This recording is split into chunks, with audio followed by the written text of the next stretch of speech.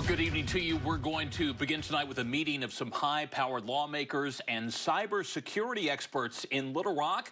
They gathered today for a Cybersecurity Summit hosted by the Attorney General and the Forge Institute.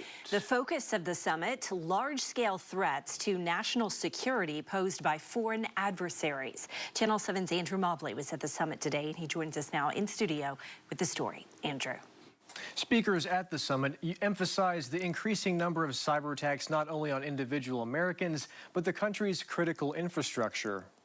Chinese, the Russians, the North Koreans, Iranians, there's nothing they want more than chaos in this country. According to the FBI, in 2023, Arkansans lost over $46 million to cyber attacks, which are only increasing. Last year, cyber attacks cost Americans $12.5 billion, triple the losses suffered in 2020. But cyber criminals threaten far more than your personal finances. They're targeting the infrastructure that sustains the country. Even agricultural infrastructure is being targeted. I've worked with our other Congressman and Senator Bozeman to make sure the federal government is also taking the threat to the agriculture industry seriously. Cotton and others at the summit also expressed concerns about cyber attacks targeting the upcoming election. Worry about cyber attacks from other countries that don't necessarily affect the machinery of elections, like voter registration rolls, but rather critical infrastructure, turning off the electricity on election day in a major American city. I think the federal government needs to do a better job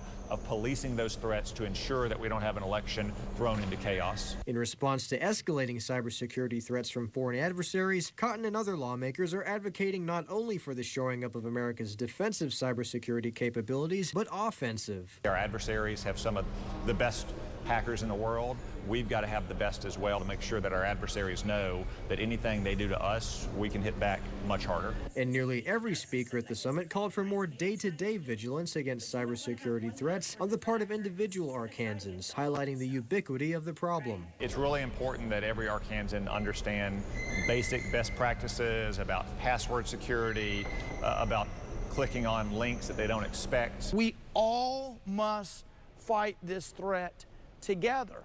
And it's not a threat of something that will come. The threat is here.